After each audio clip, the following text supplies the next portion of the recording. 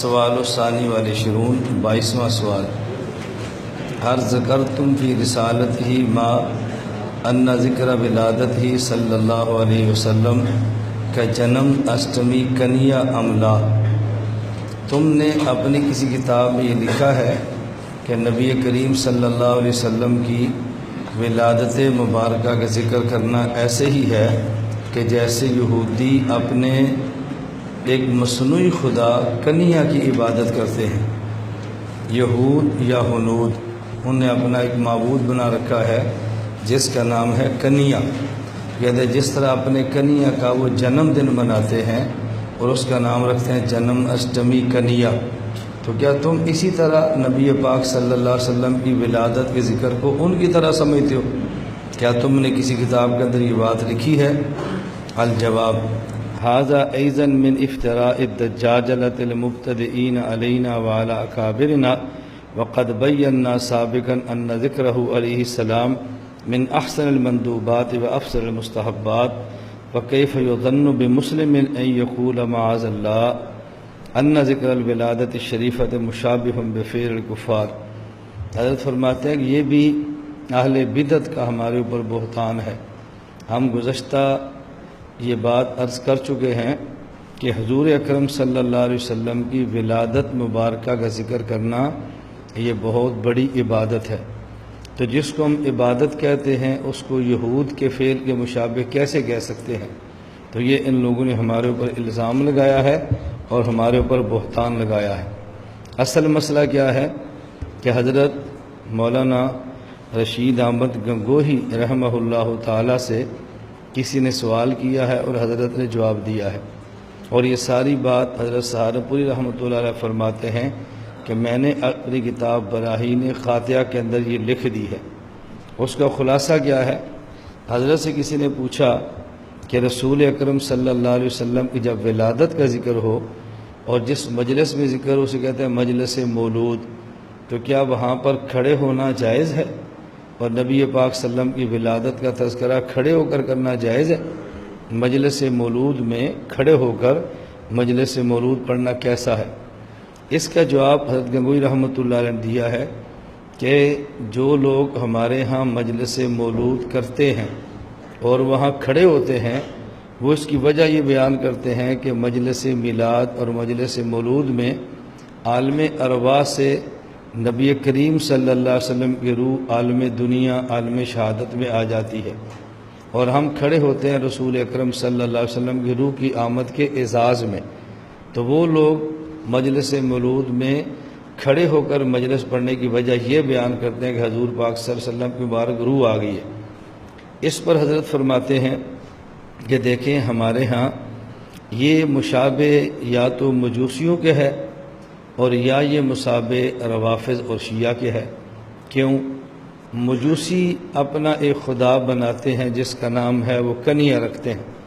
اور وہ کہتے ہیں کہ جس دن ہمارا یہ کنیا پیدا ہوا تھا اس کی تاریخ یہ ہے، اور ہر سال جب اس کی تاریخ آتی ہے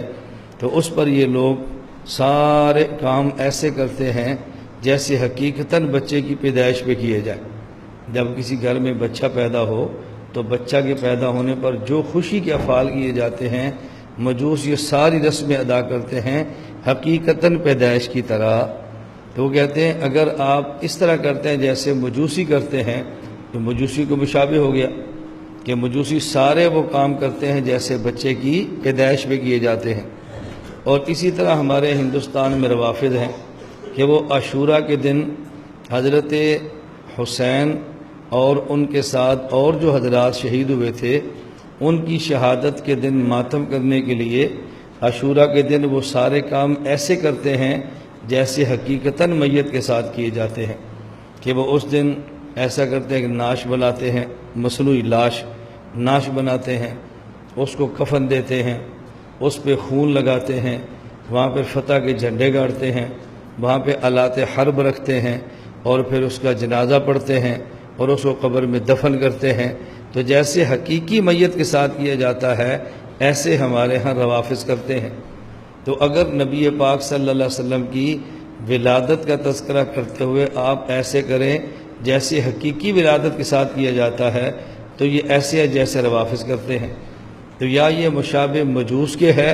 وہ کنیا کا جنم مناتے ہیں تو ایسے کرتے ہیں، اور یا یہ مشابہ روافظ کے ہیں کہ جب وہ حضرت حسین کا عاشوراء کا دن مناتے ہیں تو پھر وہ ایسے کرتے ہیں۔ اور حضرت فرماتے ہیں کہ جو لوگ کھڑے ہونے کے قائل ہیں وہ قیام کی وجہ یہی بیان کرتے ہیں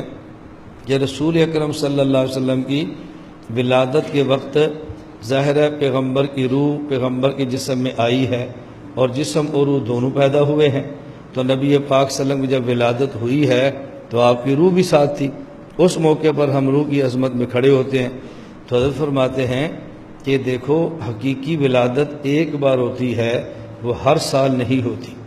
اگر اس تمہاری دلیل کو مان لیا جائے کہ ولادت حقیقیہ ہو تو تعظیماً کھڑے ہو جانا چاہیے، تو یہ ولادت ایک بار ہوتی ہے، ہر سال تو نہیں ہوتی۔ ولادت ایک بار ہوئی اور آپ نے اس کا تذکرہ ہر سال کیا، تو یہ ایسی ہے جیسے مجوسی اپنے معبود کنیا کی ولادت پر کریں، یا ایسی ہے جیسے روافظ یوم عاشوراء حضرت حسین کے ماتم پر کریں۔ تو ولادت ایک بار ہوتی ہے، بار بار تو نہیں ہوتی۔ تو ہمارے حضرت نے یہ لکھا ہے، یہ نہیں فرمایا کہ نبی پاک صلی اللہ علیہ وسلم کا اگر ذکر مبارک کیا جائے تو کھڑے ہونا ناجائز ہے۔ اب دیکھو میں اس دور میں اس کی عام سی مثال دیتا ہوں کہ جب کوئی مجلس ہو اور رسول اکرم صلی اللہ علیہ وسلم کی مبارک نعت پڑھی جائے تو ہمارے ہاں نعت پڑھنے والا کبھی بیٹھ کے پڑھتا ہے، کبھی کھڑے ہو کے پڑھتا ہے۔ اگر بیٹھ کے پڑھے ہمیں تب بھی اعتراض نہیں ہے، کھڑے ہو کر پڑھے ہمیں تب بھی اعتراض نہیں ہے۔ بیٹھ کر پڑھنا بھی جائز اور کھڑے ہو کر پڑھنا بھی۔ ہاں جب وہ نعت شریف شروع کرے اور یہ کہ آپ کھڑے ہو جو حضور کی روح آ گئی ہے تو یہ بات غلط ہے۔ بغیر اس عقیدے کے ویسے کھڑے ہو کر پڑھ لیں تو اس میں کوئی حرج کی بات نہیں ہے۔ حتیٰ کہ نعت شریف کے علاوہ رسول اکرم صلی اللہ علیہ وسلم کا مبارک تذکرہ کرنے والا ہمارے یہاں خطیب بھی کبھی بیٹھ کے کرتا ہے، کبھی کھڑے ہو کے کرتا ہے۔ لیکن وہ کہ جی آپ سب بیٹھے ہیں اب کھڑے ہو جو میں درود پڑھنے لگا حضور آگے ہیں، یہ بات غلط ہے، ہم اس کے قائل نہیں ہیں۔ اس لیے حضرت فرماتے ہیں ہمارے اوپر بہتان اور افتراء ہے ہم مجلس میلاد میں رسول اللہ صلی اللہ علیہ وسلم کا ذکر ولادت کھڑے ہو کر لیں تب بھی ہمارے یہاں گناہ نہیں ہے، اور بیٹھ کر لیں تب بھی گناہ نہیں ہے۔ جیسا مناسب مقام ویسا ولادت کا تذکرہ کرنا کوئی حرج کی بات نہیں ہے۔ اس پر کل تفصیل سے بات ہو چکی ہے کہ ہم نبی کریم صلی اللہ علیہ وسلم کی ولادت تو بہت بڑی بات ہے، بلکہ آپ کے نالین مبارک کا تذکرہ کرنا اور جس سواری پر آپ سوار ہوتے تھے اس کا بول کا تذکرہ کرنا، سواری کے بول کا، ہم اس کو بھی عبادت سمجھتے ہیں، تو حضور پاک کی ولادت کا ذکر ہم کیوں عبادت نہیں سمجھتے؟ لیکن وہ جو غلط قسم کی ساتھ حرکات اور غلط قسم کے رسوم ساتھ رواج شروع ہو گئے ہیں، ہم اس کی مخالفت کرتے ہیں، ذکر ولادت کا ہرگز ہم مخالفت نہیں کرتے۔ لا الہ الا اللہ، لا الہ الا اللہ، لا الہ الا اللہ، ما لنا رب سوا۔ لا الہ الا اللہ، لا الہ